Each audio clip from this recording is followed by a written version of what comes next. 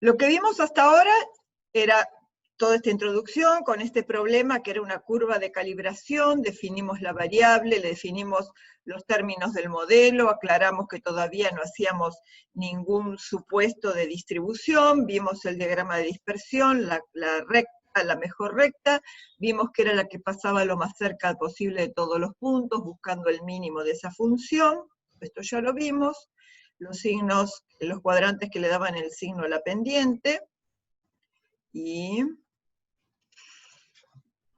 ¿qué más? Esto ya lo vimos, déjenme ver. Vamos a la diapositiva 10. Ahí fue el primer cambio importante. Bueno. La diapositiva 10, que fue cuando vimos el análisis de varianza para testear la regresión, lo que les agregué es esto. El gráfico, no sé si fue con ustedes, son los chicos de los jueves que hablamos de estos segmentos. Y si ustedes se acuerdan de la ANOVA para testear la regresión, o sea, para testear la hipótesis beta igual a 0 y beta contra beta distinto de 0, hicimos una partición de la suma de cuadrados. Y entonces vimos que la suma de cuadrados total, que se definía así, era igual a la suma de cuadrados residual más la suma de cuadrados debida a la regresión. Entonces, para un punto cualquiera, que es este punto negrito que está acá arriba, lo que les agregué es para que vieran que este segmento, el segmento azulcito, es el que va desde I sub ij, que es el punto observado, hasta la media I barra punto punto, que es la recta horizontal que está marcada acá. Esa distancia celeste es I sub ij menos I barra punto punto. Y este segmento se puede pensar como la suma de estos dos. El segmento negro, que es el que va desde I sub ij hasta I sub I sombrero, que es este punto rojo que está sobre la recta, que sería esto, I sub ij menos I sub I sombrero, que era lo que ya habíamos llamado residuales, más la distancia que hay del punto rojo, que es el I sub I sombrero, hacia la media I barra punto punto, que sería esto, la distancia entre I barra, I sombrero e I barra. Entonces siempre este segmento que mide la variación total de cada valor observado a la media, se puede pensar como la suma o descomponer en la suma de otros dos, que es la distancia del punto a la recta, más la distancia de la recta a la media. Y acá tienen construida esta suma de estas distancias, ¿ok? Era nada más para que le encontraran otra interpretación más sobre el gráfico a esta suma. Bien. Todo esto ya lo vimos, que el estadístico t al cuadrado era igual al de la... ya está, acá ahora sí. Que el estadístico de la t al cuadrado era igual al estadístico de ANOVA, y que justificábamos porque la t al cuadrado siempre una f de Fisher con un grado de libertad del numerador y los mismos de la t en el denominador. Hasta ahí ya lo habíamos visto. Ahora nos interesa obtener un intervalo de confianza para mu sub i, o los vamos a llamar después mu sub k. ¿Por qué la distinción entre mu sub i y mu sub k? Mu sub i uno puede pensar que es como la media de toda la población de valores de i, cuando x se fija en un valor xi. Nosotros para la recta usamos valores de x con subíndices de i que van de i hasta i mayúscula. Era la cantidad de valores de x observados. No obstante, nosotros podemos hacer una interpolación para cualquier valor de x, aunque no haya sido observado, e interpolar un valor de la variable y. Por eso, en algunos momentos van a ver que pasamos de xi a x sub k, y de i sub i a i sub k, porque el x lo podemos fijar en cualquier valor aunque no haya sido observado. Entonces, uno dice, bueno, si yo interpolo en la recta, entro por un x, llego a la recta, voy hasta las ordenadas, y encuentro un i sombrero. Ese i sombrero ya vimos que con ese i sombrero estimábamos a la media de todos esos valores, de esa población de valores de i, que eran los que tenían la distribución gaussiana. O sea, con i sub i sombrero estamos estimando a mu sub i. Eso es lo que estamos poniendo acá. Mu sub i sombrero es el i sub i sombrero. El valor sobre la recta estima a la media de i para toda esa, para cuando x vale x sub i. Ahora bien, nosotros con este estamos encontrando un estimador puntual. El paso que seguía a hacer una estimación puntual era hacerlo por medio de un intervalo. Entonces nosotros dijimos, bueno, elegimos un x, vamos a la recta, encuentro un estimador puntual. Pero ahora me puede interesar entre qué valores espero obtener esa mu sub i o esa mu sub k. ya sé cuál es el estimador puntual y sombrero. Ahora quiero encontrar un intervalo que va a ser vertical para nosotros, porque está en el sentido del eje de las IES, y quiero ver entre qué valores puedo esperar a mu sub i. Entonces, para encontrar un intervalo, obviamente necesitamos conocer la distribución del estimador puntual, porque yo ya sé que mu sub i sombrero es i sub i sombrero, pero ahora quiero saber qué distribución tiene.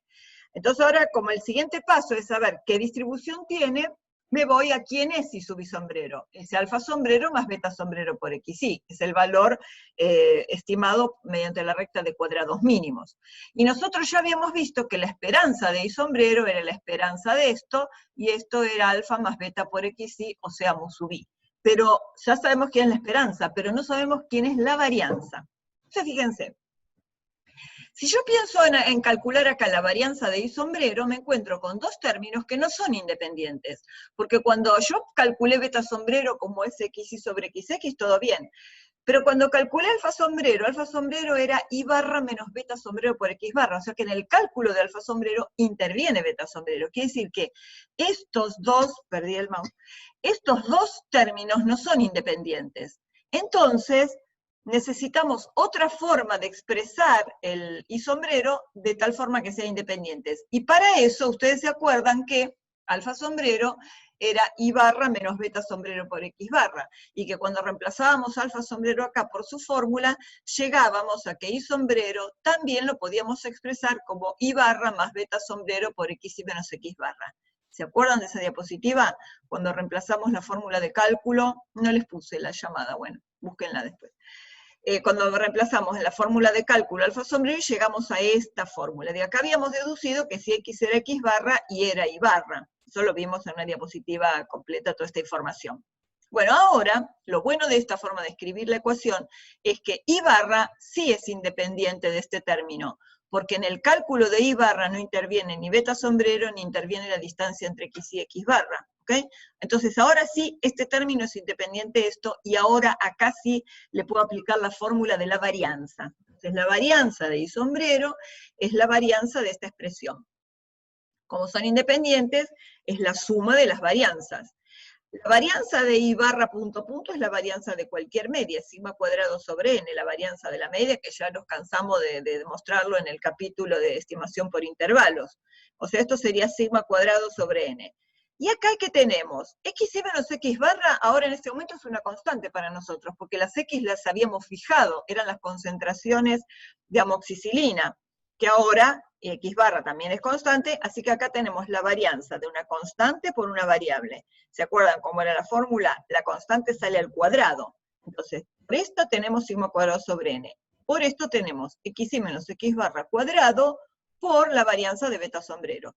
Y la varianza de beta sombrero, teníamos una diapositiva donde estaba la varianza de beta sombrero. Era sigma cuadrado sobre xx.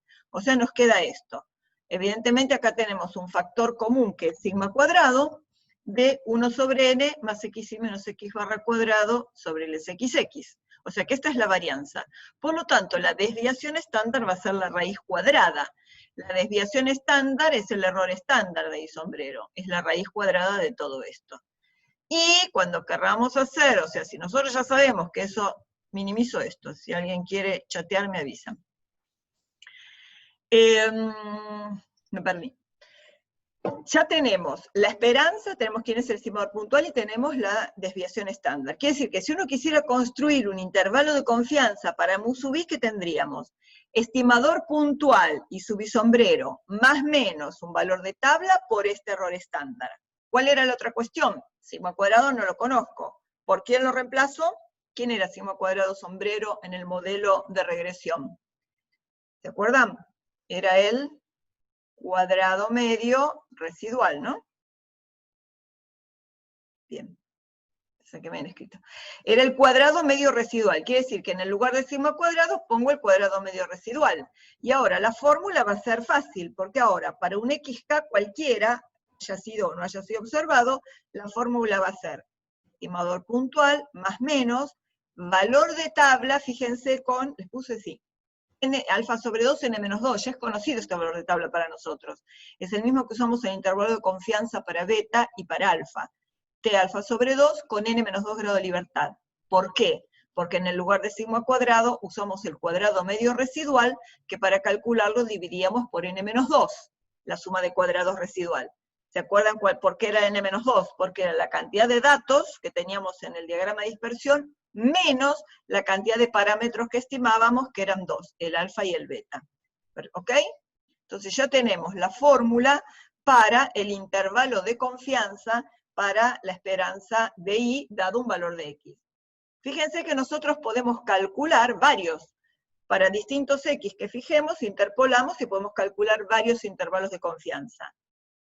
Si uno, fíjense, esperen, vuelvo arriba. ¿De quién depende la longitud de estos intervalos de confianza? Primero, obviamente, del alfa que elija, del 1 menos alfa. Si son todos del 95%, tendré todos intervalos de la misma confianza. ¿Y esto de quién depende? El n es el mismo para todos, porque el diagrama de dispersión ya lo tengo. El SXX también, porque los X ya los tenía. Esto también lo tengo, pero ¿de quién depende ahora? X barra es fijo para todos. Depende de cuál es el valor de XK que elija. Yo puedo elegir un valor de XK pequeño, puedo elegir grande, dentro del rango de X observados, puedo elegir cualquier valor de X.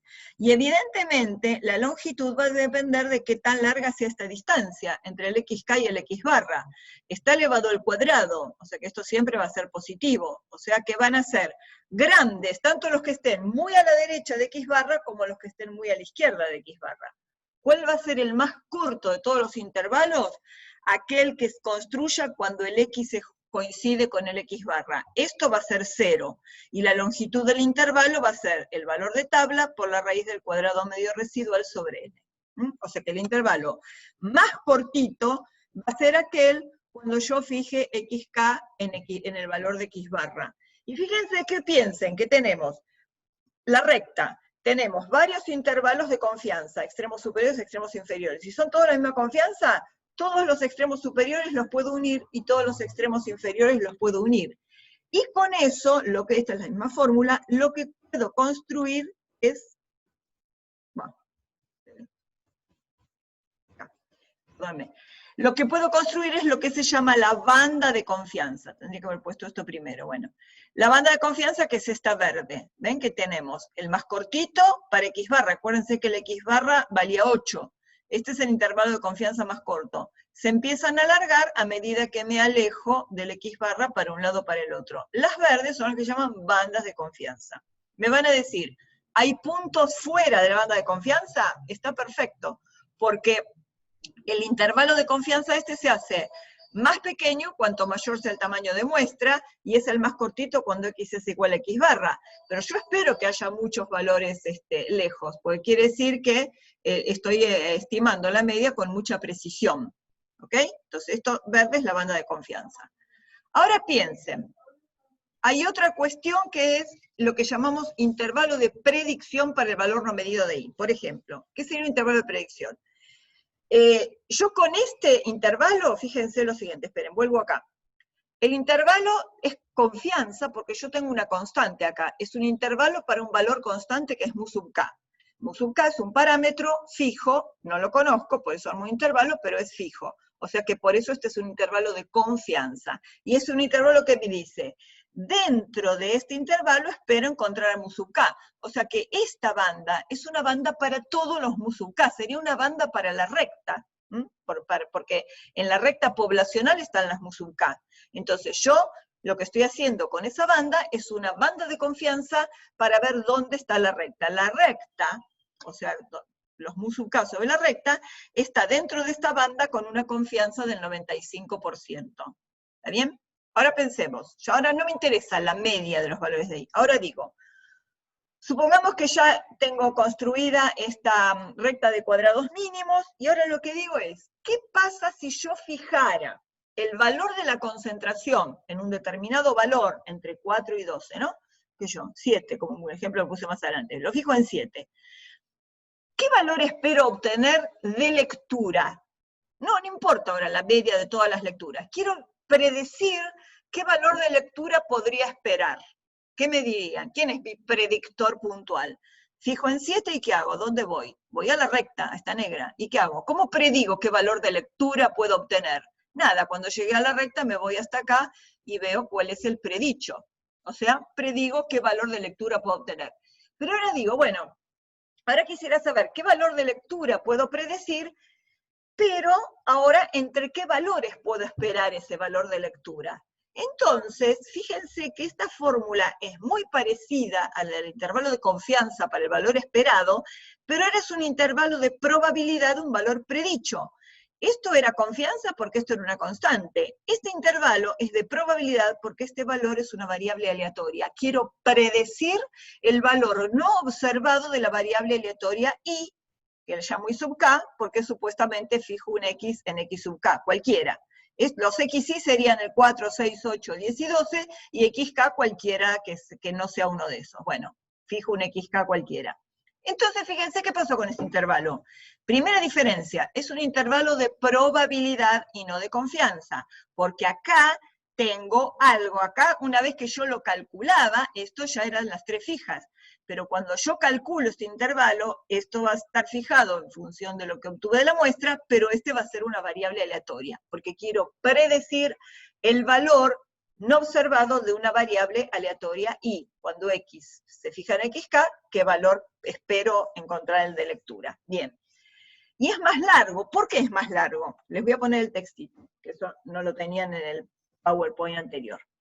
El intervalo de predicción para la variable xk aún no observada refleja, además de la variabilidad de que la recta estimada no representa la media verdadera, o sea, además de que esto es una recta muestral y tiene su desvío respecto a la verdadera recta poblacional, que es lo que vimos antes con las bandas de predicción, además de eso, hay una variabilidad individual de la variable de respuesta y alrededor de la media verdadera, y por eso el intervalo es más amplio. O sea, además de esa variabilidad de la recta de las medias, dentro de esa banda, hay una variabilidad más que es la de la variable alrededor de esa media. Por eso es más amplio. Y por eso tiene este 1 acá, que lo hace más largo el intervalo, y por eso para varios intervalos, y si uno los límites superiores con los inferiores, tendré otra vez otras bandas, pero estas bandas ahora se llamarán de predicción, porque son las bandas construidas con estos intervalos, ¿ok?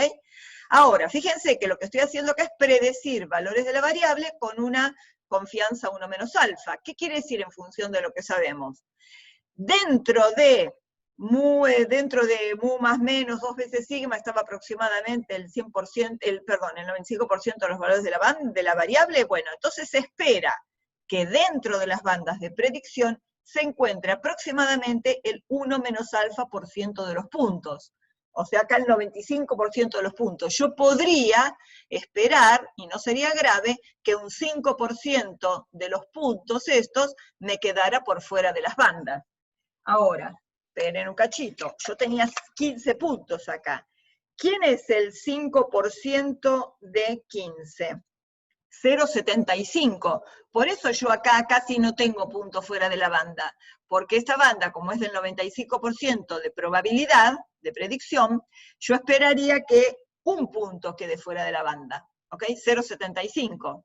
Por eso prácticamente no encontramos ningún punto de los negros. Los rojos son los que son los extremos de los intervalos. Los negros son los observados. Yo podría tener algún puntito negro por fuera de la banda y no sería grave.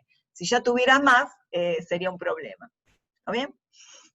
Bien. ¿Se entendió esto más o menos? Después vuelvan a leerlo porque después, fijan, siempre quedan esas dudas entre banda de confianza y banda de predicción. Acá tenemos la misma base de datos, la concentración de amoxicilina en la lectura. Acá es como obteníamos la regresión. Lectura la pasé a la variable dependiente, concentración de amoxicilina a la regresora, y con esto me dio las opciones por defecto, que eran los coeficientes, la primera tablita, los coeficientes estadísticos, la tabla de análisis varianza, regresión sobre residual, con la ordenada al origen y el método cuadrados mínimos. Hasta ahí lo conocido.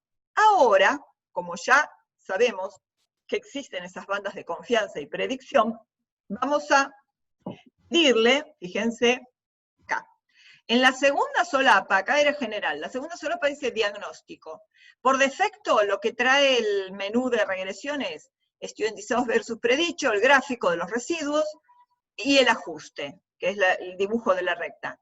Acá le vamos a agregar, para que saliera en el gráfico, bandas de confianza y bandas de predicción, y si quieren un QQ-plot para ver qué tan normales son los residuos, ¿ok?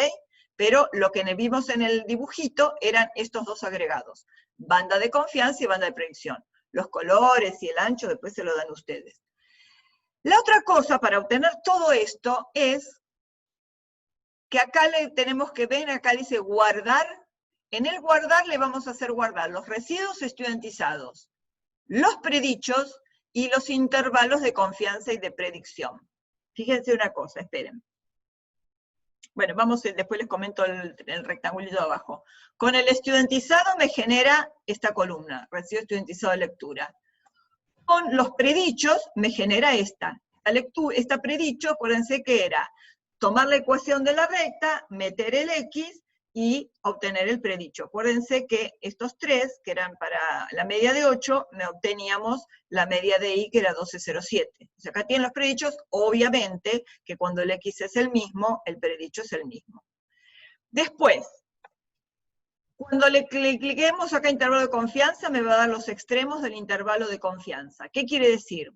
Que para una concentración de 4, el valor predicho de lectura es 3,73. Y si yo quiero ver la media, este es mu sombrero, si quiero ver en qué intervalo se va a encontrar la media verdadera, cuya mu sombrero me dio 3,73, los extremos del intervalo son 1,08, 6,38. Obviamente que para el mismo X, esta información va a ser exactamente la misma. O sea, entre 1,08 y 6,38, espero que se encuentre con 95% de confianza la media de la lectura cuando la concentración de amoxicilina se fijó en 4, ¿ok? Y después, la otra salida es predicción. Cuando yo clico acá predicción, me da los extremos de los intervalos de predicción. Fíjense que acá es guardar intervalos de predicción. Me guarda los intervalos de predicción para cada X. Entonces, acuérdense que el intervalo de predicción es más largo, y la concentración de amoxicilina, que era la menor concentración, obtenemos un extremo de intervalo que es negativo. No tiene interpretación, pero bueno, es el valor más chico de X, el intervalo es más largo, se pasó del lado de abajo. Esperen que vuelvo al gráfico para ver que ese predicho es negativo. Acá.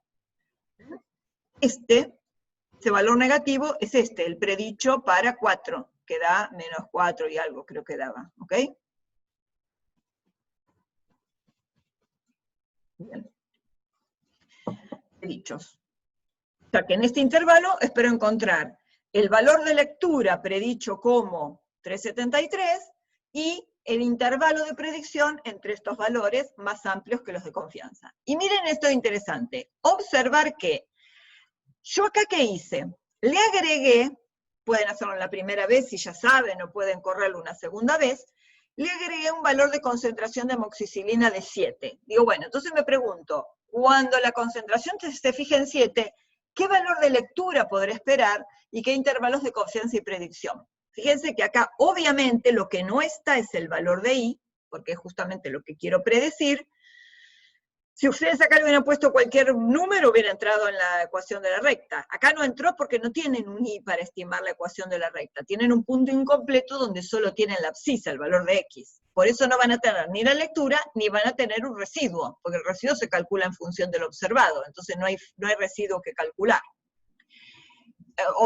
Por las dudas, el residuo es el observado menos el predicho. 6,15 menos 3,73 es el 0,98, bueno, no, acá ya está estudiantizado, no importa. No guardé residuo, guardé directamente el estudiantizado. El residuo que resulta ser 6,15 menos 3,73 menos 0, porque la media dividido la desviación estándar, entonces les daría el estudiantizado. Bueno, el estudiantizado es un poco corregido el estandarizado, pero dijimos que a los efectos pensemos el estandarizado como estudiantizado. Bien. Entonces, nosotros no pusimos el I, pero sí me interpoló todo esto, me calculó todo esto, me calculó el predicho, los intervalos de confianza y de predicción. O sea que si yo fijara la lectura en 7, la concentración en 7, esperaría un valor de lectura de 9,99 con este intervalo de confianza y este intervalo de predicción. ¿Ok? Bien. Habíamos hablado de los supuestos, hasta ahora no los habíamos visto. Hasta ahora suponíamos que era válido. Uno tendría que preguntarse, ¿es razonablemente adecuado el modelo lineal? Una forma es hacer, creo que les comenté, un test de bondad de ajuste, que no lo vamos a hacer porque en estas cursadas, cuando cambiaron el programa, no tenemos tiempo de darlo, pero les voy a comentar rápido de qué se trataba. Sí podemos analizar un supuesto razonablemente desde el gráfico, el análisis de los residuos. Entonces, si el modelo lineal es válido, ¿qué decíamos el modelo lineal? Que los E y J tenían distribución normal, 0, sigma y que eran independientes. Si la media es 0, entonces uno espera que los residuos, que son los estimadores de los errores, tengan una distribución aleatoria alrededor del 0. Entonces los residuos deberían seguir una distribución normal, aproximadamente normal, porque el residuo es el estimador del error, media 0 y varianzas homogéneas, ¿ok?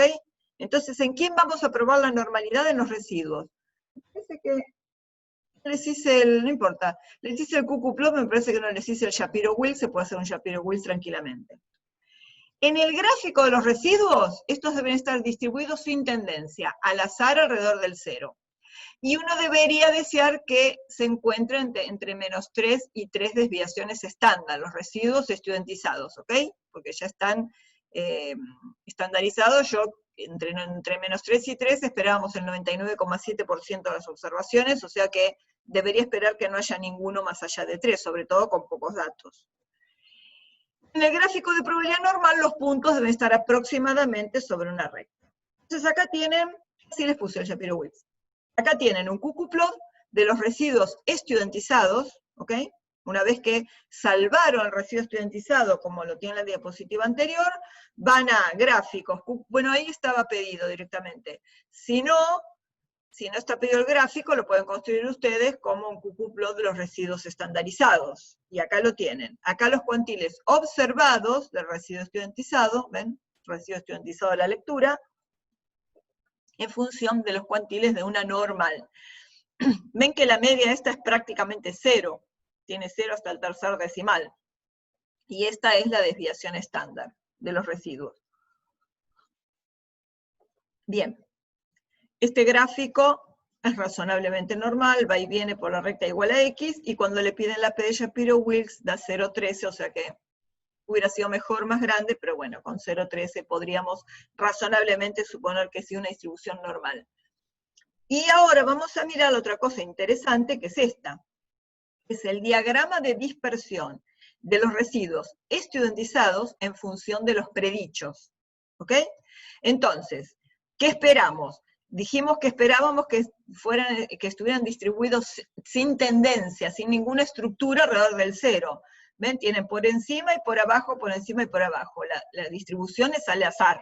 Ahora después les voy a poner un gráfico que les agregué también. ¿Cuándo no es al azar? ¿Cuándo tienen estructura? Acá son al azar sin estructura. Y no se pasan de 2 y menos 2 desvíos, así que está perfecto. O sea que esta recta ajusta bien a los datos. Acuérdense que lo que dijimos la otra vez, creo que lo dijimos, ¿no? Que cuando el residuo era como agarrar la recta y acostarla. Además acá está estandarizada, pero si un punto está casi sobre el 0, es porque el observado es prácticamente igual al esperado. El I sub IJ es parecido al I sombrero, y entonces esperamos que ese dato tenga residuo 0, y los demás distribuidos aleatoriamente alrededor del 0. Un ejemplo, acá les voy a poner un ejemplo para que vean la diferencia entre tener estructura y no tener estructura. Este ejemplo es de degradación de la adrenalina por tejido hepático. No sé si alguno ya lo abrió, le subí el Excel con... Es más, creo que en el archivo Excel que le subí estaba el enunciado. No lo vamos a resolver completo, pero lo vamos a mirar para ver qué podemos esperar. Esto eran distintas muestras de tejido que se le medía, a tiempo cero se les medía, me acuerdo si había un valor inicial, la verdad que no me acuerdo, pero a los 6 minutos se iba midiendo cómo iba degradando la adrenalina al tejido hepático. Entonces fíjense que acá la concentración de adrenalina va disminuyendo. Y fíjense que acá es 30 y termina con un 0, o sea que la degradación es bastante rápida, en 54 minutos. Si uno hace el gráfico de este diagrama de dispersión, Fíjense, es este gráfico. Fíjense la recta ajustada, acuérdense que uno a cualquier nube de puntos le podía ajustar una recta. Ahora, ustedes me dirían, ¿esta recta ajusta bien estos datos? Y evidentemente no, acá tienen el 0. Fíjense que acá tienen la recta para este valor, predice un valor negativo, que en realidad se hace, no puede ser negativo, obviamente, ¿no? A lo sumo la adrenalina tiende a 0. Y si ustedes miran este gráfico, esto parece más bien una exponencial decreciente, ¿ok? O sea, la recta pueden ajustarla, pueden hacer cuadros mínimos, la computadora no va a explotar porque hagan cuadrados mínimos. Lo que pasa cuando ustedes lo superpongan sobre el gráfico, van a ver que realmente esto no es un buen ajuste. Acá tienen muchos residuos positivos, acá tienen un montón de residuos negativos, acá siempre va a haber alguno que tenga residuo 0, y acá vuelven a ser positivos. O sea que ahora vamos a ver el gráfico de residuos y van a ver que acá sí hay estructura. ¿Cuál es la estructura? Estos son los residuos estudiantizados en función de predichos. No se los puse acá porque tienen que hacer la misma salida que les mostré antes. Con esa misma pedido va a salir esto. ¿Ven? Los residuos tienen estructura. ¿Cuál es la estructura? Fíjense. Acá parece creciente, ¿por qué? Porque está en función de los predichos, y a medida que avanza el tiempo los predichos disminuyen, por eso acá parece que la relación está al revés, porque lo estamos haciendo en función de la y, no de la x, ¿no? De los predichos. Pero acá tienen una estructura, acá tienen los valores iniciales estos, y acá tienen los valores menores, acá tienen los residuos positivos y uno por abajo, acá tenían los 3 por abajo que son estos 3, acá estos 2 por abajo que son estos 2, acá tenían cerca del 0 que son estos, y acá tenían por encima del 0 que es este. ¿Lo ven? Es como si lo viéramos medio de un espejo, acostaditos y estandarizados. O sea que si uno ya ve este gráfico y dice, esto no tiene nada que ver con una recta. Y entonces, si uno piensa en este gráfico, ustedes están acostumbrados, ya vieron en matemática este tipo de gráfico, es una exponencial decreciente. No vamos a estimar acá los parámetros ni nada, pero lo que sí, si se acuerdan, ¿cómo se linealizaba una exponencial? Cuando era y le tomaban el logaritmo. No les puse otra falla. Sería para meditar otra versión, no se las voy a dar, pero ustedes prueben. Si la ecuación que mide el descenso de adrenalina con el tiempo es exponencial, cuando ustedes toman el logaritmo, esto podría ser de la forma I igual a K por A a la X, ¿no? Entonces, si toman logaritmos, el logaritmo es la ecuación de una recta. No me voy a meter mucho con eso, pero acá lo que les puse es la base de datos con el logaritmo de la adrenalina. Y ahora fíjense que si uno representa el logaritmo de la adrenalina en función de la X, ahora sí es bastante razonable que se pueda ajustar por una recta. Y si miran el gráfico de los residuos, ven, acá tienen una diferencia de residuos con estructura y residuos sin estructura. Me podrán decir que esto se parece, que hay cierta estructura, bueno, sería demasiado, no está perfecto como el otro, pero tienen en cada valor residuos por encima y por abajo, o sea que esta es una buena recta promedio para estos puntos, ¿ok? Se distribuyen al azar, alrededor del 0, no tiene ningún residuo que pase de los 2 o menos 2 desvíos, así que la recta acá es razonable. Ustedes con los residuos van a poder evaluar esto tranquilamente. Si quisieran cuantificarlo, les digo de qué se trata. Fíjense lo siguiente. Para hacer el test, que no vamos a ver, pero si lo quieren pensar, es lo siguiente. Si a alguno le interesa, me lo pide y les mando una diapositiva donde está todo explicado cómo se hace y cómo se particionan las sumas de cuadrado. Fíjense una cosa. Si yo el predicho para este valor de tiempo es el que está sobre la recta. El predicho es este, el predicho es este, el predicho es este, el predicho es este. Miren acá, vamos al que vale. Acá tienen un predicho, otro, otro, otro y otro. Y acá tienen los datos observados alrededor del predicho. ¿Qué decíamos con el predicho? El predicho estimaba la media de los valores de I para cuando X se fija en este valor. ¿De qué otra forma yo puedo estimar la media que nunca falla? Con la media muestral. Si yo calculara la media muestral de estos datos, la media muestral seguramente andaría cerca del valor sobre la recta. Si yo a estos datos le calculara la media muestral andaría cerca del isombrero. Si hiciera el promedio de estos, la media andaría cerca del isombrero. Si promedio de estos, la media da cerca del isombrero, y si promedio de estos también. Ahora fíjense acá, cuando el modelo no es adecuado. Si yo promedio estos 3 datos, la media por dónde andará por acá, está lejos del isombrero. Si yo promedio estos datos, la media andará por acá, está lejos del isombrero. Si promedio estos datos, da por acá, lejos del isombrero. Si promedio estos datos, bueno, en algún punto tiene que dar parecido, acabar parecido, y acá si promedio estos, la media está lejos del isombrero. Entonces, en el test de la bondad de ajuste, para ver si el modelo es lineal, una de las particiones que se hacen de las sumas de cuadrados involucra a la media I sub I punto barra y el I sombrero. Cuanto más distante esté I sub I punto barra del I sombrero, más lejos va a estar la recta del modelo lineal, o los puntos del modelo lineal. Acá, las distancias I barra, I sub I punto barra menos I sombrero son muy pequeñas. Y esa suma de cuadrados, que se llamará desvío de la linealidad, acá es pequeña y acá es grande. No les digo más, eso es para si alguien tiene alguna inquietud y le interesa alguna vez ver cómo se hace. Pasamos al último capítulo de regresión. Vieron que uno podía, en un diagrama de dispersión, observar si había datos que estaban correlacionados, o sea, si al aumentar la X aumentaba la Y. Nuestro modelo, el que vimos de la curva de calibración, la X la habíamos fijado, pero no siempre la X se fija. Muchas veces la Y y la X son variables aleatorias, por ejemplo, peso y altura. Entonces uno puede querer ver si el peso y la altura están relacionadas, o lo que sea. Por ejemplo, saliéndonos de un ejemplo biológico, un ejemplo que podríamos decir, supónganse, epidemiológico. Uno quiere ver si están relacionadas el índice de alcoholismo de un pueblo, o sea, cuánto bebe en botellas de vino o de alcohol por persona y por unidad de tiempo, si quiere ver si está relacionada con los accidentes que ocurren en el lugar. Entonces, ¿qué hace? Va a varios pueblos, poblaciones, ciudades o lo que sea.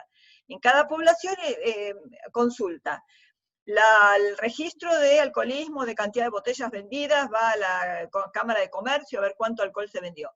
Y va a la vialidad y ve cuántos accidentes se registraron. Por cada pueblo voy a tener un par de datos. Accidente, consumo de alcohol. Si yo investigo varios pueblos, voy a tener varios pares de datos y las mando a un gráfico. ¿Qué quiere decir? Si están relacionadas, ¿qué voy a esperar?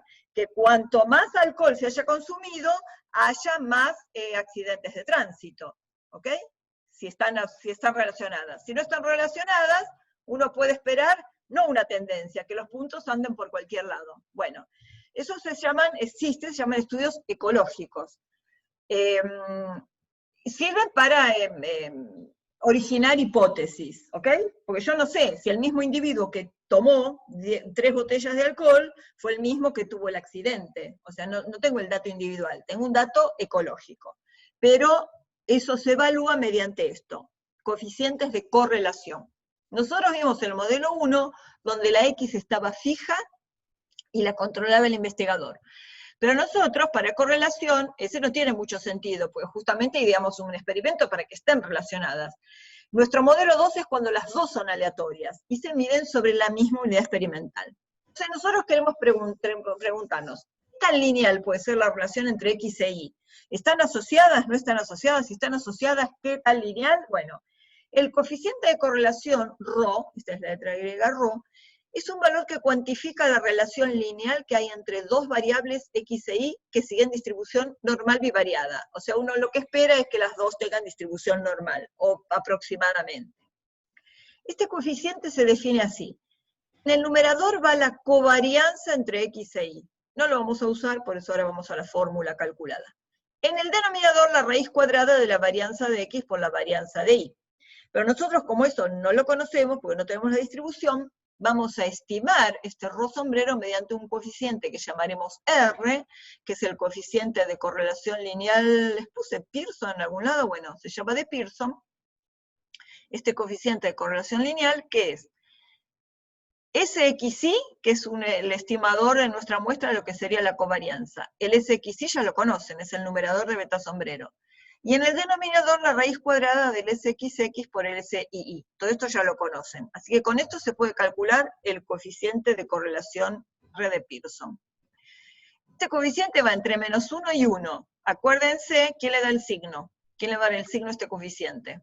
Para que valga entre -1 y 0. Obviamente que el numerador, ¿no? porque estos serán positivos y la raíz cuadrada de algo positivo. Así que el numerador puede ser negativo. Cuando la asociación sea negativa, o sea, cuando a medida que aumente x, la y disminuya, lo estoy pensando al revés, ¿no? A medida que aumente x, la y disminuya, entonces esta asociación va a dar un coeficiente de correlación negativo. ¿Cuándo vale 1? Fíjense que es mayor o igual que menos 1, menor o igual que 1. ¿Cuándo vale 1? Cuando los puntos estén todos exactamente sobre una recta dependiente positiva. Cuando el beta sombrero sea mayor que 0. Y cuando todos los puntos estén sobre la recta, ese coeficiente de correlación va a valer 1. ¿Cuándo va a valer menos 1? Cuando los puntos caigan justo sobre la recta que tenga pendiente negativa. Todos los puntos sobre la recta pendiente negativa. ¿Y cuándo va a valer 0? Cuando no hay asociación entre x e y. Entonces, fíjense. Estos son, lo vamos a ver, no vuelvo a la diapositiva pues les puse de nuevo acá. Esto es altura en función de edad. Personas entre 15, 16 y pico de años, todos adultos, mayores de 18 y menores que 85 años. O sea, son todos adultos, individuos adultos. Acá es la edad y acá la altura. Cada punto es un individuo, son 408 individuos, acá tienen las medidas de resumen, de los cuales se registraron la edad y la altura. Fíjense, antes que mirar nada, ¿ustedes qué dirían? ¿Dirían que están asociados? ¿Que hay una tendencia a que individuos de mayor edad tengan mayor altura o de mayor edad menor altura?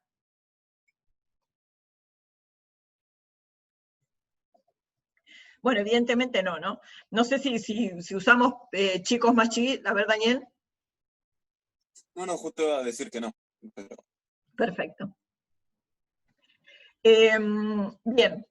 No vemos que hace asociación. Uno diría si hay asociación positiva, si tengo muchos puntos acá, porque edades bajas con alturas bajas, y muchos acá con edades altas y alturas altas.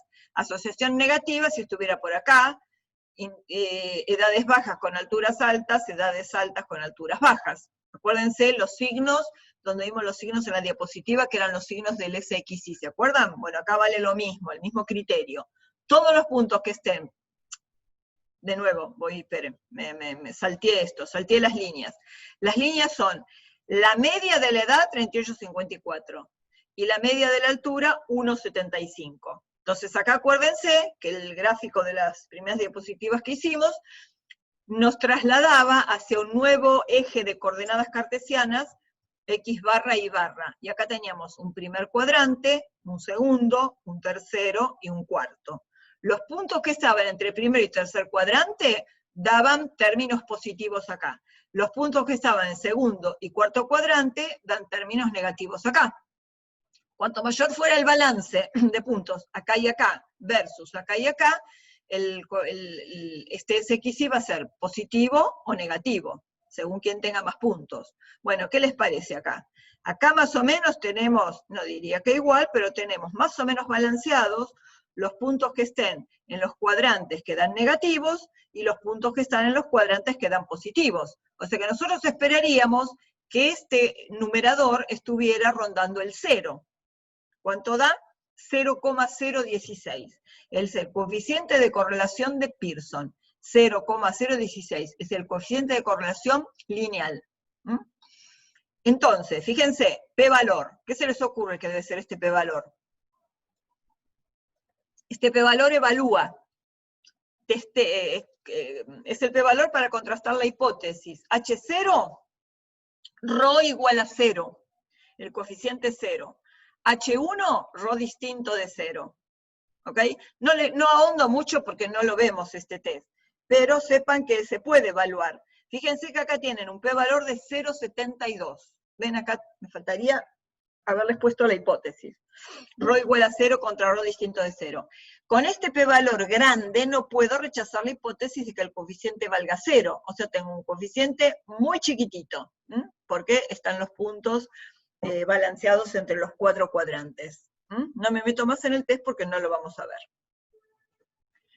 Bueno, lo que sí van a ver es el coeficiente de determinación. ¿Qué es el coeficiente de determinación? Es el cuadrado del coeficiente de correlación. Ven, a ver, ¿por qué me fui a la diapositiva 4? Ven, que no me acuerdo. Ah, porque acá lo da. Aquí, ya está. Acá nos da el R cuadrado. El R al cuadrado es este, 0,8420 en nuestro ejemplo de la lectura. Entonces, el coeficiente de determinación es el cuadrado del coeficiente de correlación. Es el R elevado al cuadrado.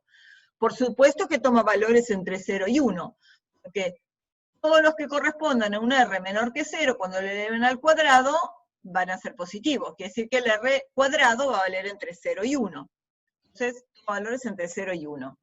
Vamos a ver lo que significa. El coeficiente de correlación R de Pearson era este, SXY sobre la raíz de SXX por SII.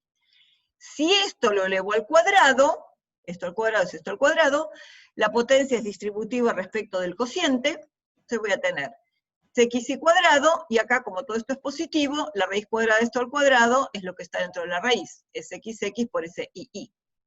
¿Se acuerdan? Ustedes ya vieron una fórmula. ¿Cuál fórmula vieron? El SXY cuadrado sobre el SXX era el cuadrado a la suma de cuadrados de la regresión, ¿se acuerdan? Total residual más regresión. La regresión era SXY cuadrado sobre SXX. Y acá nos queda 1 sobre S sub II. Entonces, ¿qué es? Esto lo podemos pensar así. Esto es la suma de cuadrados de la regresión dividido la suma de cuadrados total. El SII era la suma de cuadrados total. Entonces,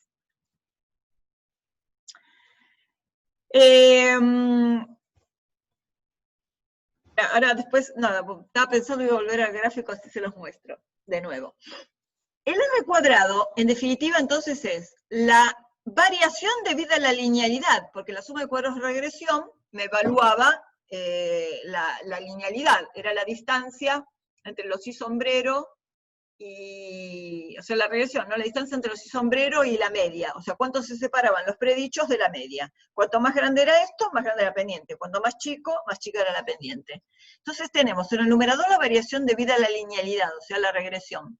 Y en el denominador, la variación total, la suma de cuadrados total. ¿Qué quiere decir esto? Que este R cuadrado, si ustedes lo piensan en porcentaje, es el porcentaje de la variación total de I que está explicada por su relación lineal con X. Porque acuérdense, a ver si puedo volver a... bueno, acá está, recordemos. Que la suma, si no vuelvan al grafiquito donde les puse los segmentitos. Recordemos que la suma de cuadrados total era igual a la suma de cuadrados de regresión más la suma de cuadrados residual. Quiere decir que el 100% de la variación es esto. Si ustedes hacen este término, regresión, sobre el total, están viendo qué porcentaje de toda esta variabilidad total se debe a la regresión más que a los residuos. O sea, se debe a que la recta tiene pendiente significativa más que a la variabilidad de los residuos, que eran los valores que estaban alrededor de la recta, ¿no? Los I sub IJ respecto del I sombrero. Entonces, cuanto más de esa variación total se deba a la regresión, entonces quiere decir que más cerca de que la relación se deba a la regresión y no a una mera variabilidad. O sea, más lineal es la recta. A ver si voy, esperen, déjenme ver. Voy a volver al grafiquito ese, de donde les puse los segmentos. No les puse una llamada porque en ese momento no me acordé, pero les voy a mostrar acá. Acá. Esta es la total. La total está compuesta por la de los residuos y por la de la regresión. Cuanto esta variabilidad total se deba más a esto, más al segmento rojo que al segmento negro, quiere decir que más lineal es la recta. ¿Está bien? O sea, más se debe a la regresión. Si de esta la mayor parte se debiera a esta, quiere decir que el rojo es chiquito y el negro es grande, en proporción al total. ¿Se dan cuenta? ¿Sí? ¿Se ve? Piense que esta es la total. Cuanto más se deba la total al segmento rojo, más significativa es la regresión. Cuando esta variación total más se deba al negro que al rojo, es porque la recta está más acostada.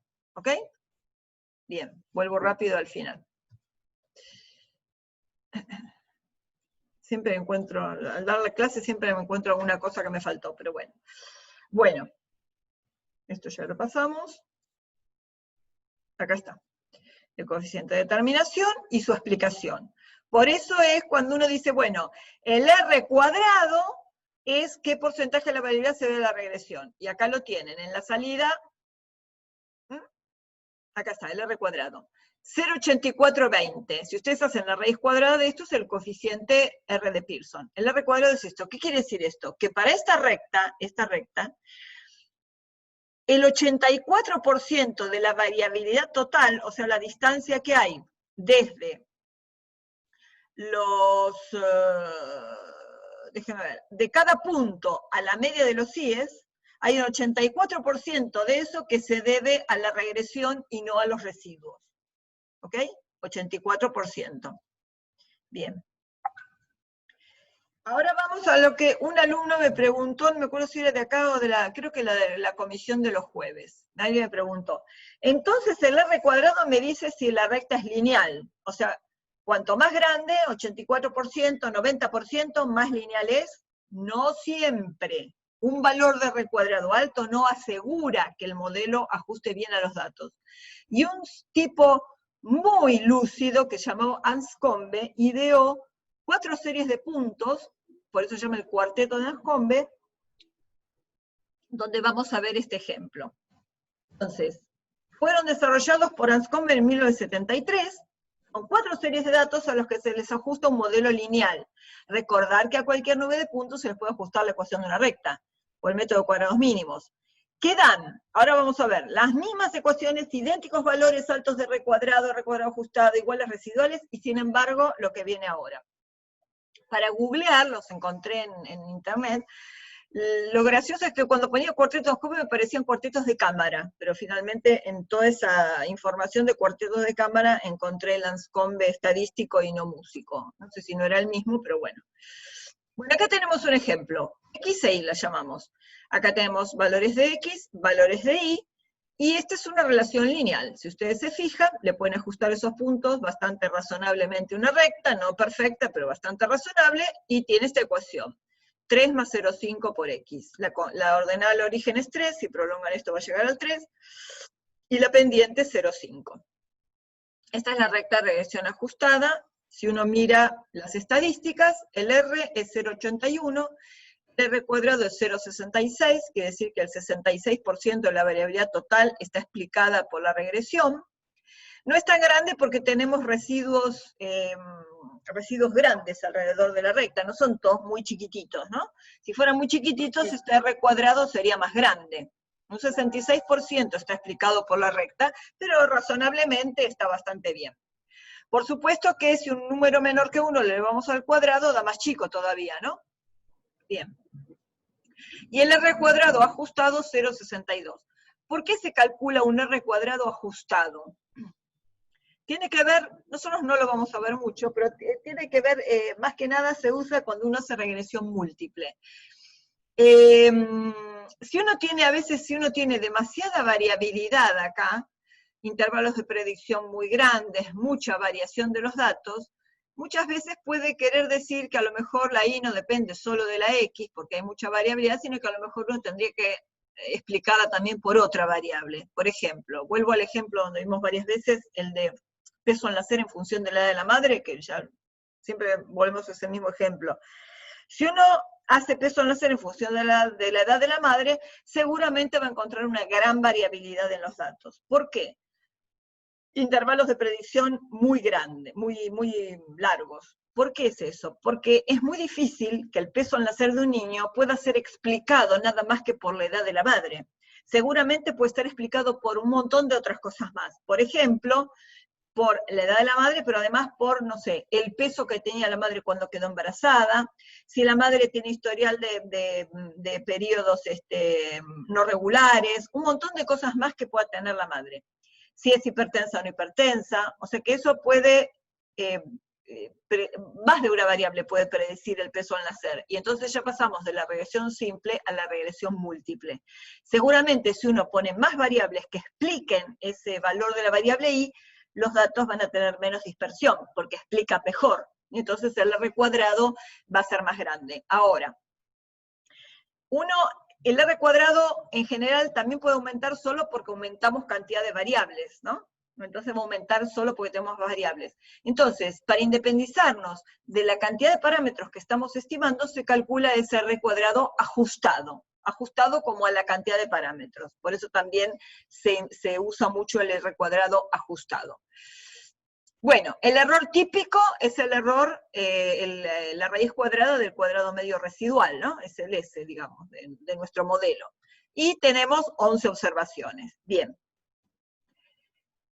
Residuos, gráfico de residuos, muy informativo porque acuérdense que el gráfico de residuos que necesitábamos, que estuvieran distribuidos alrededor del cero sin estructura y que no hubiera ninguno que se pasara de los 3 desvíos. Estos razonablemente están más o menos distribuidos alrededor del cero. Fíjense que el primero tiene residuo negativo, estos dos positivos, después viene uno negativo. Esto es como la misma distribución de los puntos, pero cuando uno apuesta la recta. Y si hay algún punto que esté sobre la recta, va a tener residuo cero, como ocurre con estos 3 puntos, ¿ven? Estos 3 tienen residuo cero.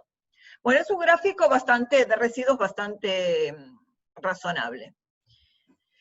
Este es el cucuplot. Cucuplot de los residuos estudiantizados en función de las cuantiles de la normal, o sea, ustedes ahí pueden salvar los estudiantizados, o le piden el cucuplot, o salvan los residuos estudiantizados y hacen el gráfico. Bueno, van y vienen de la recta igual a X, o sea, bastante razonablemente normales. ¿Ok? Hasta acá todo bien, vimos las estadísticas de la regresión. Hacemos otro caso. Este caso tiene esta tabla de datos, este X, este Y. Si ustedes lo representan, miren lo que da. Son igual a 11 datos, los X son los mismos, 10, 8, pero los Y cambian. Cuando ustedes representan estos valores de Y, miren lo que da. O sea que a cualquier nudo de puntos se puede ajustar una recta, pero esta recta evidentemente no ajusta bien estos datos, y la relación ahí no es lineal, es más bien una relación cuadrática. ¿Okay? Miren la ecuación, 3 más 0,5 por X. Tiene la misma ecuación de la recta que teníamos antes, 3 más 0,5 por X. Bien, miren las estadísticas de la regresión. Acá sí, vengo de la 20, que es la anterior. Coeficiente de correlación R, 0,816, 0,816. R cuadrado, 0,667, el mismo. R cuadrado ajustado, 0,629. Error típico, el mismo, y un N de 11. O sea, tienen las mismas estadísticas de la regresión. Ustedes dicen, qué bien, R cuadrado 0,66. Y sin embargo, miren lo que son los puntos. Y sin embargo, miren lo que son los residuos. Esto es un residuo con estructura. Esto no es sin estructura. Este residuo tiene estructura. La parábola está casi reproducida acá en los residuos. Por debajo, por arriba, por debajo. Por debajo del cero, por arriba del cero, por debajo del cero. Residuos con estructura que sugieren una relación cuadrática. El cucuplot no tiene demasiado cosa visible, pero si ustedes lo miran, acá parece que tuvieran esa convexidad o concavidad de la parábola, ¿ok? O sea que tampoco es que los puntos van y vienen de la recta igual a X, porque hay un buen tramo donde se alejan de la recta igual a X. Pero esto no tiene contra mirar el gráfico de los residuos. Otra serie de puntos. Miren el gráfico. Todos perfectamente alineados y un punto afuera, un outlier, un dato anómalo. Outliers es lo que se aleja de la estructura de los datos en la dirección del eje Y. Este es un outlier, o sea, una alta distancia en el sentido del eje Y. Podría ser para abajo, bueno, este está para arriba. Fíjense la ecuación. 3 más 0, casi 0,5 por X, casi la misma ecuación. Miren las estadísticas de la regresión. Coeficiente de correlación R, 0,816, 0,667, 0,629, 1,236. Prácticamente el mismo que acá, salvo algún decimal. ¿Ok? Bueno, las estadísticas las mismas. De nuevo, uno se queda tranquilo. ¡Qué bien! 0,66 de R cuadrado, y miren lo que es la recta. Y miren los residuos. Sugieren relación lineal, salvo la existencia del outlier. Consejo para cuando tengan datos experimentales y vean este tipo de cosas, outlier. La primera tentación que tienen es de eliminar el outlier.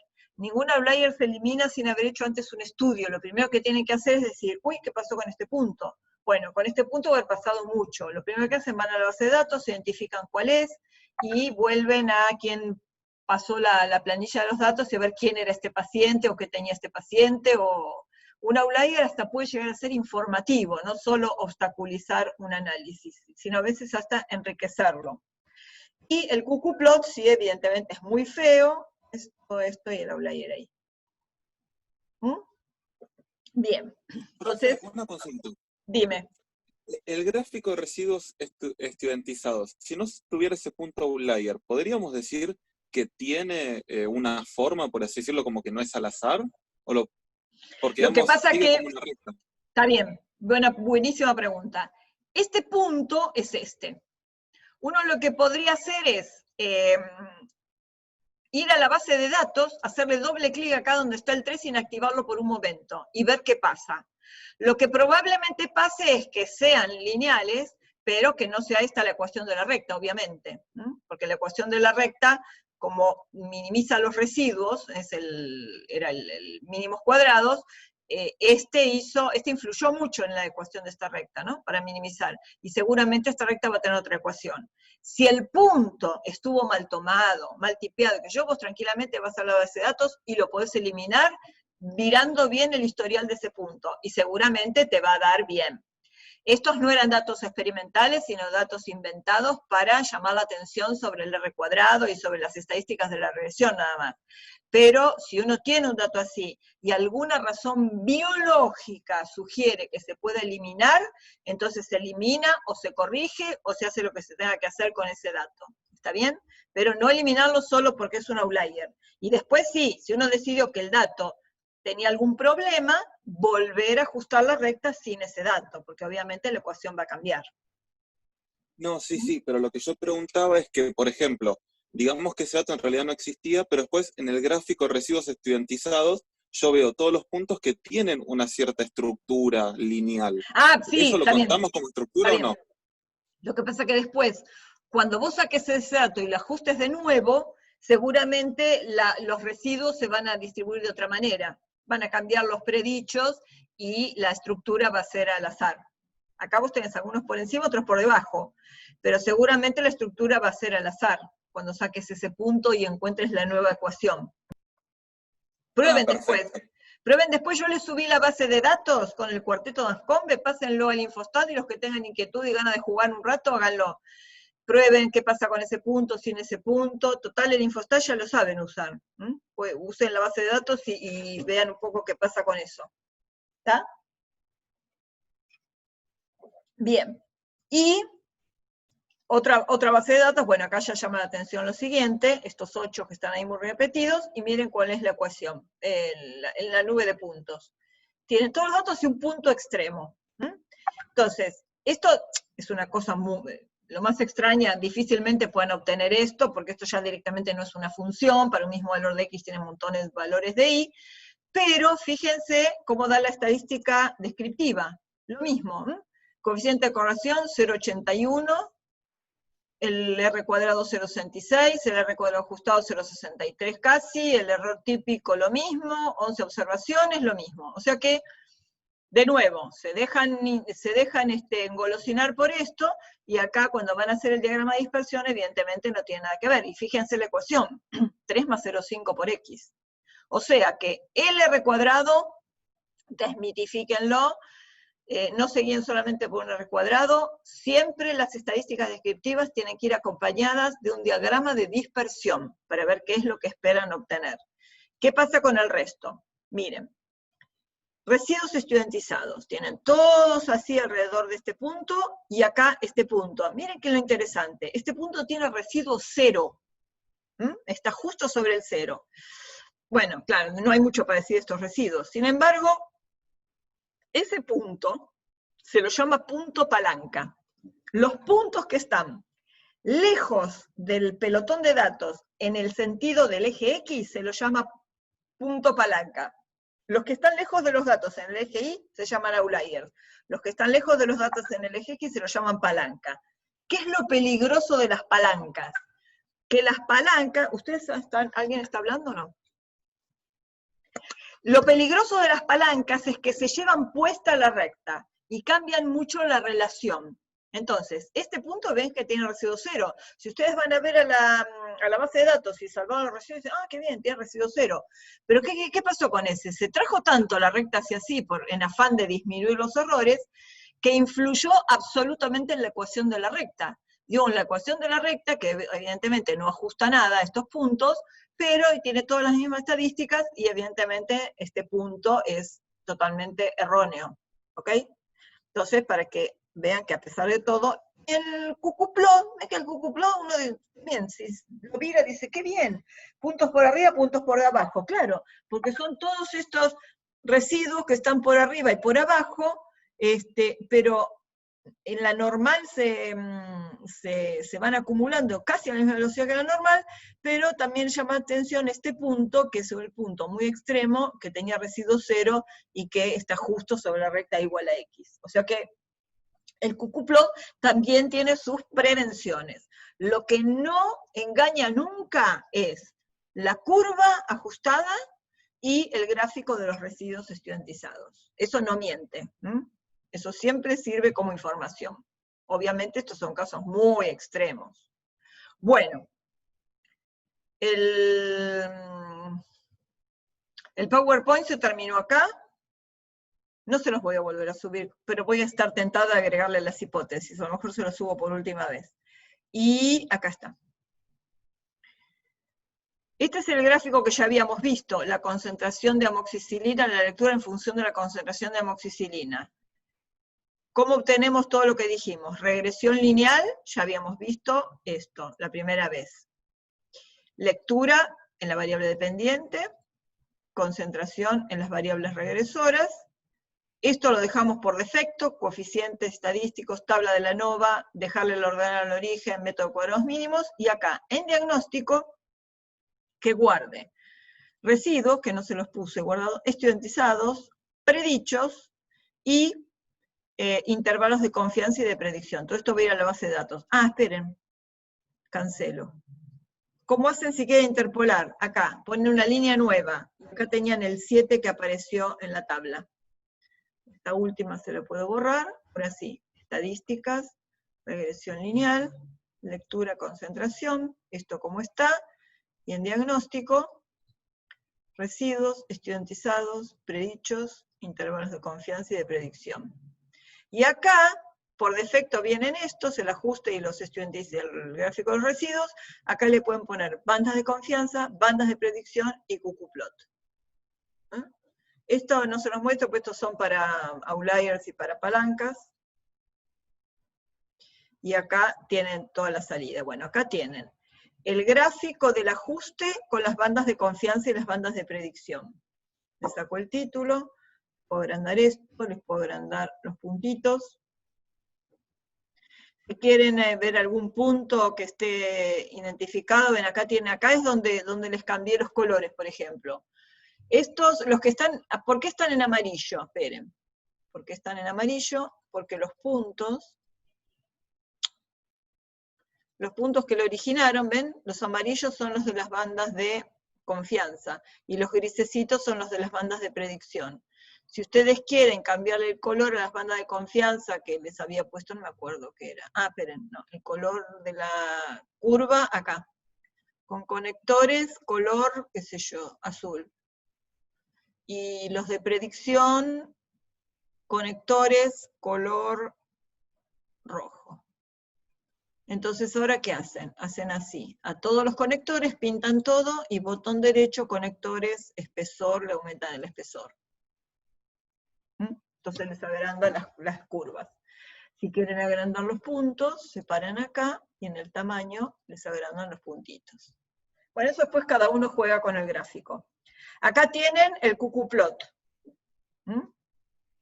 El cucuplot, si quieren ver si se aparta mucho de la normal, le hacen... Ahora que salvaron en la base de datos los residuos, podemos hacer el Shapiro. Y acá es el gráfico de los residuos de distribución aleatoria, etc. Como en la base de datos salvaron los residuos estudiantizados, pueden hacer estadísticas, inferencia basada en una muestra, prueba de normalidad Shapiro-Wilks, saco lectura y pongo los residuos estudiantizados. O los residuos también. Vamos a poner, ya que sabemos residuos, también pueden ir. ¿Ven? Acá tienen. No van a dar exactamente igual, pero dan parecido, un p-valor mayor que 0,10. Si fuera mayor que 0,20 mejor, pero bueno, mayor que 0,10 es bastante razonable. Y acá tienen los predichos, este es el valor de y cuando x toma el valor correspondiente. Y fíjense que todos los que tienen el mismo x tienen el mismo predicho, y los residuos son 6,15 menos 0,98 es el 2,42. ¿No? Si les piden estadísticas, medidas de resumen, dejemos estudiantizado y residuo. Déjenme ver, acá está, sin clasificar por nada los residuos. Saco mínimo y máximo, le dejo el n en la media y el desvío. Fíjense que la media de los residuos es prácticamente 0. El residuo común, la media es 0. Y el estudiantizado es muy pequeña, prácticamente 0. Y los desvíos son el residuo de los, ¿cómo es? Los desvíos de los residuos, ¿no? O sea, es agarrar esta variable y calcular el desvío. Y si no me equivoco, ese residuo tiene que ser muy parecido a, esperen, resultados, acá.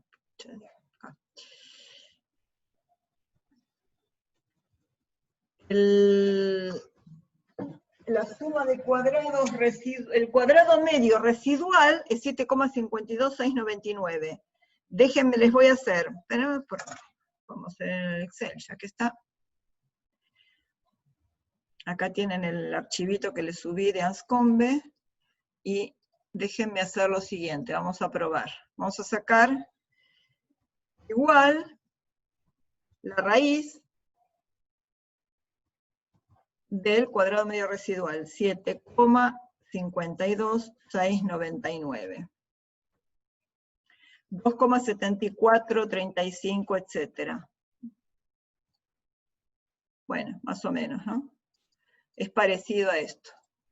2,6437, la raíz cuadrada del cuadrado medio residual es 2,74. El desvío estándar de los residuos es parecido a la raíz cuadrada del cuadrado medio residual. Bueno, vamos a analizar la salida. Acá tienen, ¿de dónde? Vamos a recordar un poco la salida, ¿no? Cómo obtener, ahora que van a empezar con regresión en la práctica, o si ya empezaron. Acá tienen el n y el r al cuadrado. Ya vimos que era el cuadrado del r de Pearson. De acá sacan los estadísticos. La ordenada al origen y la pendiente. Cada uno los errores estándar. Si hacen el estadístico sobre el error estándar, obtienen el valor del estadístico t. 208, que es el beta sombrero sobre su error estándar, es el valor del estadístico t.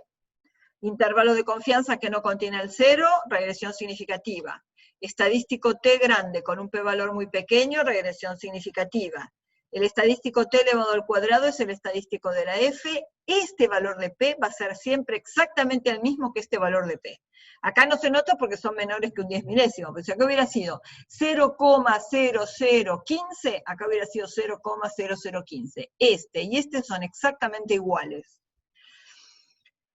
Si ustedes quieren ver si la pendiente puede ser algún otro valor que no sea el 0, ¿dónde lo pueden mirar? O sea, hipótesis nula, beta igual a 4, hipótesis alternativa, beta distinto de 4. ¿Dónde van a fijarse? Acá en el intervalo de confianza, y ven si está incluido el valor del parámetro en la hipótesis nula o no. Este estadístico y este p-valor solo sirven para testear beta igual a 0 contra beta distinto de 0.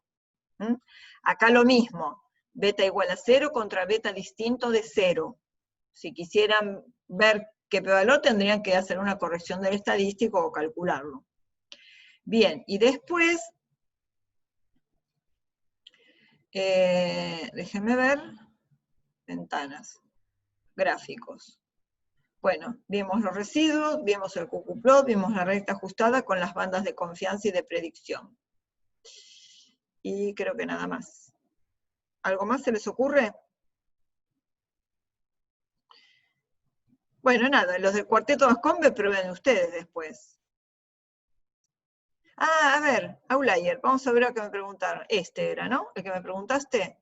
Vamos a ver qué pasa con este que era un outlier. Control copy, vamos al infostat.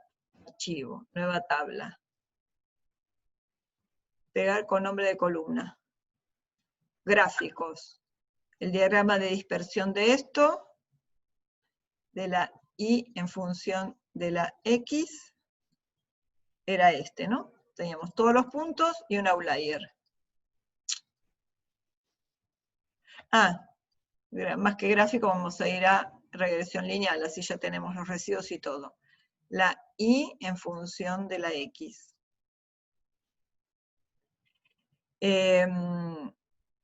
Déjenme ver. Graficar qqplot. ¿A qué iba? Bueno, los residuos y el ajuste ya está. Vamos a darle a aceptar. Acá tenían la salida. Esta era la recta ajustada con el punto outlier. Y acá tienen el qqplot. Y acá tienen la distribución de los residuos. Entonces, lo que me preguntabas vos es qué pasaría con estos residuos si saco ese punto. Bueno, cuando uno quiere probar esas cosas, acá tienen todas las salidas que vimos ya en la tabla, la regresión significativa, no importa. Cuando uno quiere probar qué pasa, tiene la opción de ir a la base de datos. Acá era, nueva tabla, acá. El outlier era este, era el dato número 3. Me paro sobre el 3 y hago doble clic. Cuando hago doble clic, fíjense que acá se le puso un paréntesis, se inactivó, y acá está en rosado, está inactivado. Entonces, vamos a ver qué pasa, regresión lineal, si graficamos esos puntos sin ese punto outlier de la i. Esto está igual. Claro, lo que pasa que en este caso, como eran puntos inventaditos, ahora la recta cambió, obviamente, y ahora no quedó ninguno fuera. Entonces, miren el gráfico de los residuos acá. Los residuos acá, fíjense una cosa.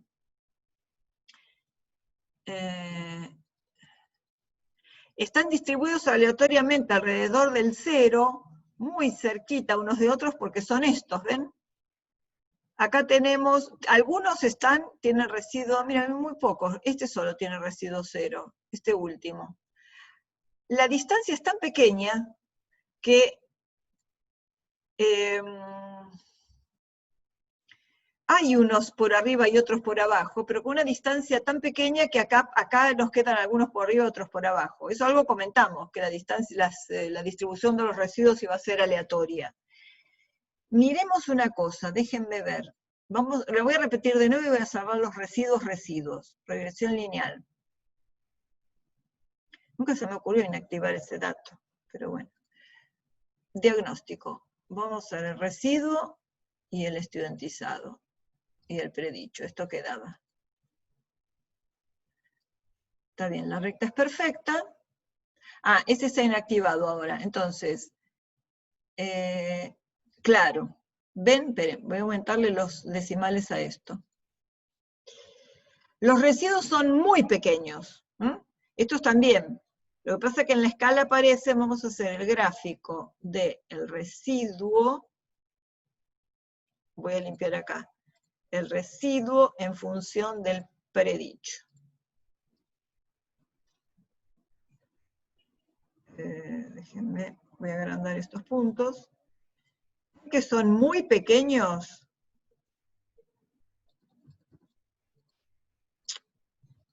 Acá. Agrando los puntos. Le voy a sacar un poco de decimales. ¿Ven?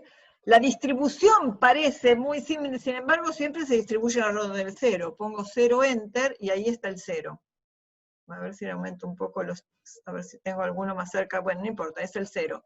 Pero ven que son enormemente pequeños los residuos porque el gráfico era, si uno lo mira así, parece que están todos exactamente sobre una recta. No es tan exacto, pero casi, porque estos residuos son muy chicos. Fíjense si yo le pongo, por ejemplo, la i que vaya de -1 hasta el 1. Ven que con una escala más grande parece que todos fueran residuos 0. Acá los residuos, acá, se ven, acá, con una escala distinta, los residuos se veían distribuidos aleatoriamente, pero porque yo les había aumentado mucho la escala, y las distancias estaban en algunos decimales muy avanzados, pero prácticamente si la represento entre -1 y 1, los residuos son todos prácticamente 0. Pero bueno, mucho más de esto no se puede decir, pues son datos inventados.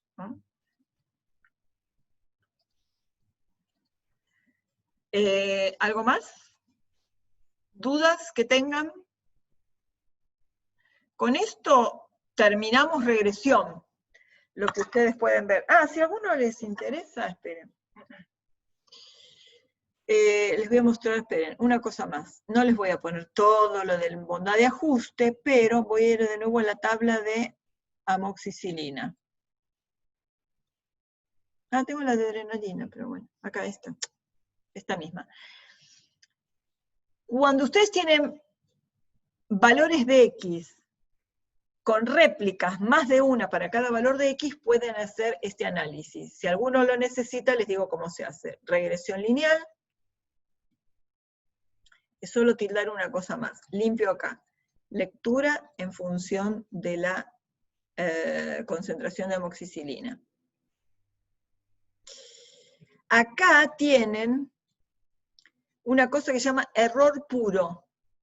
El error puro, para nosotros, el error puro es el cuadrado medio dentro. Es la distancia que hay entre ¿cuál era el cuadrado medio dentro? Era los I sub I j menos la media, o sea, la distancia que había entre los puntos y la media. ¿Se acuerdan que dijimos que si el modelo era adecuado, la media estaba muy cercana del I sombrero? O sea, el mejor estimador siempre es el dentro, porque es la distancia de los valores a su media. Esa variabilidad no falla nunca, esa es la más pura y primitiva, cómo se desvían los datos respecto de su media. Cuando la recta es un buen ajuste a los datos experimentales, la distancia de los puntos a la media va a ser parecida a la distancia de los puntos al I sombrero. Este error puro es justamente el dentro. Entonces, vamos a mirar cómo lo da. Esta salida es la misma, y acá en la tabla del análisis de la varianza pone otro análisis más, lack of fit. Lack of fit es pérdida de ajuste. Entonces fíjense que el error era el residual. ¿Se acuerdan que tenían 15 puntos, 15 menos 2, 3? Los grados de 15 menos 2, 13. Los grados de libertad residual eran n menos 2. Pero fíjense esto, este error puro tiene 9 grados de libertad. ¿Qué son los 9 grados de libertad? Es n menos i, los del dentro. ¿Se acuerdan de la nova n menos i? 15 puntos menos, ¿cuántos son? 1, 2, 3, 4, 5 datos. 15 menos 5, no, ¿qué estoy haciendo? Esperen, por las dos voy a sacar esto. Voy a hacerlo de nuevo. Estadísticas, regresión lineal. Lectura en función de la concentración de amoxicilina, error puro. Está bien. Pues estaba entrando este punto, por eso me cambiaba los grados de libertad. Este no sirve porque tenía un dato inactivado. Ven que los grados de libertad del error son 13, n menos 2. Y los del error puro son 10. Son 15 datos menos 5 valores distintos de X. 1, 2, 3, 4, 5. Es como si fuera la cantidad de tratamientos en el ANOVA. Por eso este es el del error. Y fíjense esto, tiene un p-valor grande, 0,8423. Este cuadrado medio del desvío de la linealidad sobre el cuadrado medio del error evalúa si realmente la recta es un buen ajuste, si los I sombrero están cerca de las medias de los I para cada valor de X. Y fíjense que tiene un p-valor 0,84, quiere decir, y un estadístico muy pequeño, quiere decir que realmente los I sombrero están muy cerca de la recta, o sea que es un buen estimador. Cuando este p-valor es grande, no se rechaza la hipótesis de que las medias estén sobre una recta. Bueno, este es un extra por si a alguno le va a servir, si alguna vez tienen que hacer. Pero fíjense que para esto necesitan que por cada X tengan más de una observación de Y, porque si no, el n menos I les daría 0 y no se podría hacer el análisis. Tienen que tener por lo menos más de una réplica para cada valor de X, en la lectura en este caso. Bueno, ¿los tengo o los perdí? Bueno, ya se fueron varios, quedaron 14. Bueno, chicos, ¿quieren hacer alguna consulta? ¿Alguna duda que les haya quedado? ¿Algo? ¿No? Bueno, entonces, el martes que viene nos vemos para hacer repaso. Prepárense preguntas, dudas que tengan, si quieren hacer algún ejercicio, lo que necesiten. Y vamos a hacer un repaso de un archivo que tienen en el campus que dice salidas de Infostat, algo así. Entonces vamos a repasar esas salidas de Infostat. Noticia del parcial respecto a horarios, igual que para el primero, tienen en la primera semana los 5 días, una pregunta por día, de las cuales tienen que aprobar 3 para estar regulares, y los que no puedan, porque tienen horarios de trabajo y esas cosas, manden el certificado, como hicieron para la primera parte, y el parcial se les toma la próxima semana en horario de tardecita, de nochecita, para los que trabajen de mañana. Igual que la vez pasada, según tengo entendido, Francisco. Noticia del parcial respecto a horarios, lo que tengo entendido es lo que les dije, no sé de otra cosa nueva. ¿Ok? Bueno. ¿Listo, chicos? Nos vemos el martes que viene.